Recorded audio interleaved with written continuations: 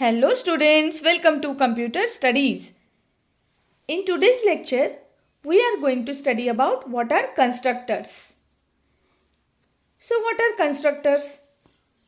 We have seen polymorphism in last lecture and how to create different objects, methods, how to initialize variables and methods. We have seen that. So constructor is also a method, but it is a special kind of method which is invoked when the new object is created. Constructor can perform any action, but it is mainly designed to perform initializing actions. Right? So constructor बहुत अलग अलग तरीके की actions perform कर सकते हैं, but mainly what they do, they can perform initializing actions, and that is only the purpose behind designing these constructors. अब तक हम लोगों ने क्या देखा, यूज़र डिफाइंड कंस्ट्रक्टर्स कैसे होते हैं. ठीक है, अब actually class without user defined constructors ये अभी तक ही देखे हमने, बट कंस्ट्रक्टर्स के साथ कैसे क्लास डिफाइन करते हैं, यूज़र डिफाइंड कंस्ट्रक्टर्स किसे बोलते हैं, ये सभी हम लोग अभी देखेंगे. ठीक है, हर एक क्लास में डिफ़ॉल्ट कंस्ट्रक्टर होता है. So every class is having its default constructor, but sometimes refer to as no argument constructor. Default constructor doesn't take any argument. मतलब ये मेथड की तरह ही होगा. आप कैसे करते हो, मेथड के सामने राउंड ब्रैकेट का पेयर होता है, जैसे डिस्प्ले एक मेथड था, है ना. तो उसी तरह से एक कंस्ट्रक्टर भी एक मेथड है जिसके सामने ये राउंड ब्रैकेट होगा, इसके अंदर कोई भी आर्ग्यूमेंट नहीं होंगे. That means yes, by default it is having no argument. ठीक है, now let us see constructor differs from general methods in following ways. अभी हम इसे कैसे डिस्टिंग्विश करें. Constructors must have the same name as the class name.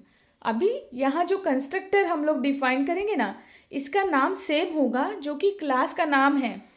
ठीक है, it must have. So see this word must suggest what, yes, it is required. Okay, that means the name should be same and it is must as that of the class name. Constructor does not have return type. इसे किसी भी तरीके का return type नहीं होगा. Integer, character, कोई भी return type नहीं होता है. So come to the next point. Constructor is invoked implicitly only when an object is constructed using new operator. जब कोई ऑब्जेक्ट आप न्यू ऑपरेटर यूज़ करके क्रिएट करते हो, तभी कंस्ट्रक्टर क्या होते हैं, इन्वोक किए जाते हैं इम्प्लिसिटली. अपने आप उसे कॉल किया जाएगा. ठीक है, जब भी ऑब्जेक्ट क्रिएट करते हो न्यू ऑपरेटर यूज़ करके, हम लोग लास्ट लेक्चर में हमने सीखा था न्यू ऑपरेटर का यूज़ करके R1 और R2 ऑब्जेक्ट्स क्रिएट किए थे. इंस्टेंसिएशन, इनिशियलाइजेशन, वो सारे पार्ट्स हमने देखे हैं. ठीक है, सो कंस्ट्रक्टर अपने आप कॉल किया जाएगा जबकि हम न्यू ऑपरेटर से एक ऑब्जेक्ट क्रिएट कर रहे होते हैं. Okay, next point is constructor can not be invoked explicitly elsewhere in the program. वो एक्सप्लिसिटली कभी भी नहीं बुलाए जाएंगे. ठीक है, और कहीं पर भी नहीं बुलाए जाएंगे. जब भी ऑब्जेक्ट क्रिएट होता है वो इम्प्लिसिटली ही कॉल किए जाते हैं अपने आप. Okay, like other methods constructor can also be overloaded. अब ओवरलोडिंग का कंसेप्ट बच्चों हम लोगों ने पॉलीमॉर्फिज्म का जो कंसेप्ट देखा है, that is the function overloading. Okay, so it is possible with varying list of parameters. For example we may write our own constructor. Polymorphism में क्या था कि जैसे कि मेथड नेम सेम है लेकिन पैरामीटर्स अलग अलग है. ठीक है, जैसे मैक्सिमम फाइंड करने का मेथड है, उसके अंदर इंटीजर इंटीजर इंटीजर अलग अलग पैरामीटर्स जा रहे हैं. Method name will be same but input यहाँ पर चेंज हो जाएगा जो भी पैरामीटर्स है. ठीक है, so like that number of parameters can also get change. तो कंस्ट्रक्टर हम इसे बोल सकते हैं, लेकिन यहाँ क्या है, नेम सेम होना चाहिए क्लास के जैसा ही. ठीक है, समझ में आई बात. तो मेन मेथड जो मेथड्स हम लोग यूज़ करते हैं जावा प्रोग्रामिंग में, उससे कंस्ट्रक्टर डिफ़र कैसे करेगा. तो ये है, यही पहचान है कंस्ट्रक्टर की. Okay, So we may write our own constructors to initialize the attributes of room object with different parameters as follows. Right? So हम लोग क्या करेंगे, कंस्ट्रक्टर्स लिखेंगे जो कि रूम नाम के ऑब्जेक्ट के लिए होंगे विथ डिफरेंट पैरामीटर्स. ठीक है, जैसे कि रूम ब्रैकेट के अंदर float L, float W, float H and byte N. जैसे रूम का हम लोगों ने क्लास डिफाइन किया था तो क्लासरूम डेमो में. ठीक है, सो इसमें अलग अलग पैरामीटर्स पास हो रहे हैं. To initialize length L, length to L, width to W, height to H and windows, number of windows n byte. Okay, then next is room float L, float W. To initialize length to L, width to W, height to 10 and windows to 1. अब ये सारी अलग अलग values है. अभी इन्होंने एक programme लिया है छोटा सा जिसके अंदर ये हमें समझा रहे कंस्ट्रक्टर का use. Can you see here? So students please concentrate here. Class नाम का है, कौन से नाम का क्लास है? रूम. उसके बाद फ्लोट लेंथ, विड्थ, हाइट, ये 3 वेरिएबल्स हैं फ्लोट टाइप के. उसके बाद में बाइट टाइप का एक वेरिएबल है N windows. Then static integer, total windows. So this is the class variable. ये कंसेप्ट भी मैंने आपको बताया था. स्टैटिक वर्ड लिखते हैं जब क्लास का वेरिएबल होता है और वो एक्सेसिबल होता है हर जगह पे क्लास के अंदर. ठीक है, देन आप किसी मेथड में भी इसे यूज़ कर सकते हो. Then room float L, float W, float H, byte n. Length equal to L, width equal to W, height equal to H. Like this. Then n windows equal to n.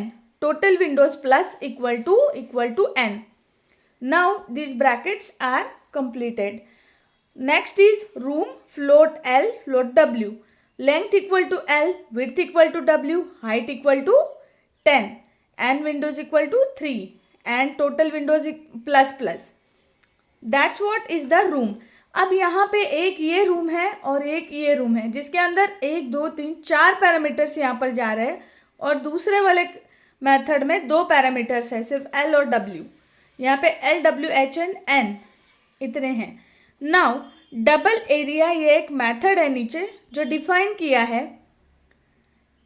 Area equal to length into width होता है. So it will return length into width. Area calculate करके वो return करेगा. उसके बाद में display करवाया है. So how are the displaying? System dot out dot println slash n length plus length slash n width plus width. So यहाँ पे लेंथ और विड्थ दोनों प्रिंट हो रहा है आउटपुट में. ठीक है, उसके बाद में प्रिंट लाइन स्टेटमेंट है. सो उसमें हाइट प्रिंट होके आ रहा है. उसके बाद जो प्रिंट एलन स्टेटमेंट है उसमें Windows, that means number of Windows print होके आ रहे हैं. Now this is the end of this display method and end of the room class. Method और क्लास दोनों भी एंड कर दिए गए. लास्ट में हमें क्या करना पड़ता है? एक रैपर क्लास डिफाइन करना पड़ता है. ठीक है, तो इसमें class room constructor demo A. This is application using room. ये हम एप्लीकेशन बना रहे हैं. Public static void main string args. The syntax goes same. Room r1 equal to new room, room r2 equal to new room. अब यहाँ पे जो parameters pass हो रहे हैं, कैन यू सी हियर, यहाँ पे इंस्टेंशिएशन किया गया है. r1 और r2 दो ऑब्जेक्ट क्रिएट किए गए हैं.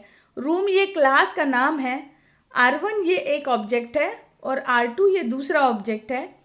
इसमें पैरामीटर पास हो रहे हैं 16, 12.5 r1 के अंदर, और ये जो है 20, 14, 12 एंड बाइट जो कि ब्रैकेट के अंदर लिखा है और ये 2 लिखा है. सो this is type conversion kind. Okay, r2 के अंदर ये कॉल किया गया है. ठीक है, parameters. Now they are displaying r1 and displaying r2.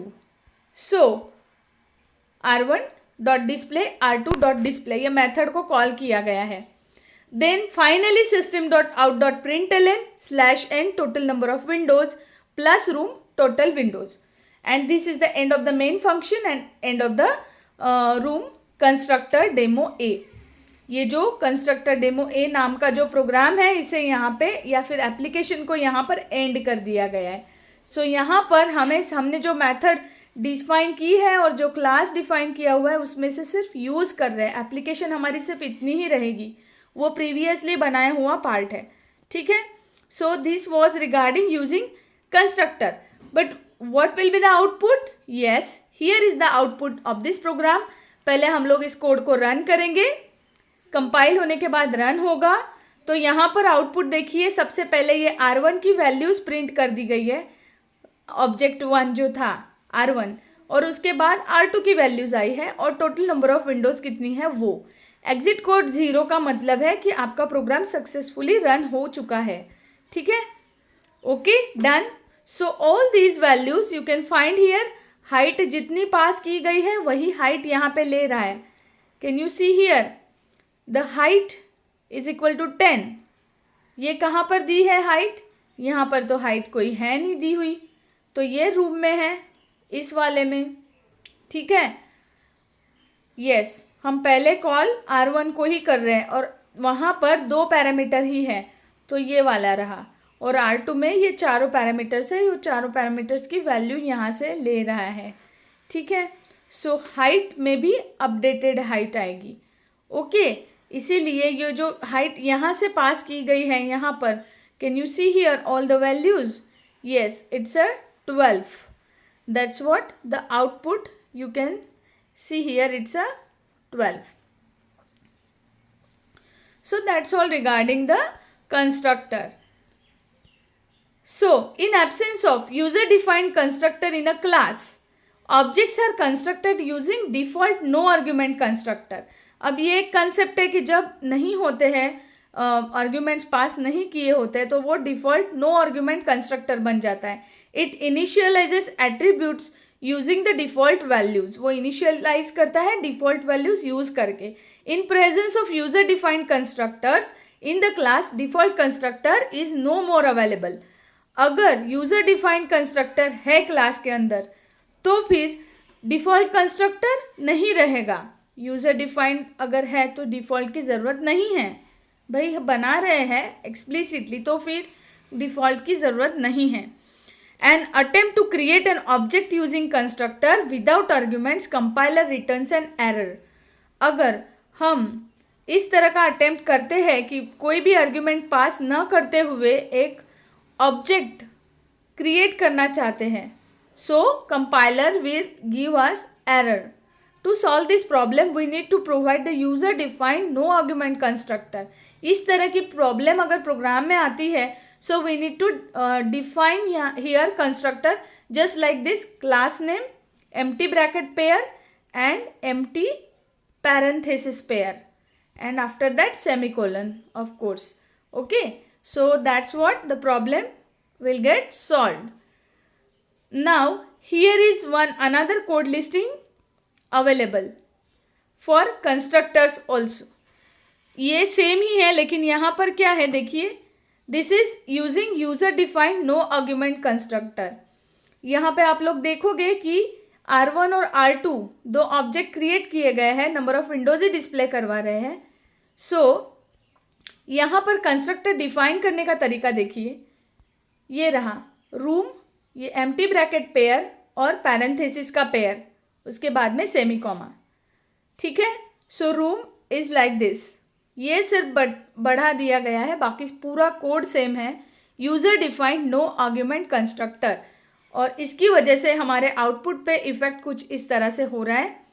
First जो वैल्यूज़ हैं, can you see here values है ना, यहाँ पर जो पास की गई है वहाँ पर हम लोगों ने यहाँ पे वैल्यूज़ पास की थी. यहाँ पे सिर्फ एक लास्ट इसमें R2 में पास कर रहे हैं, R1 में कुछ भी नहीं है. So it will be printing as a 0 0 0. So that's all regarding this program using user defined no argument constructor.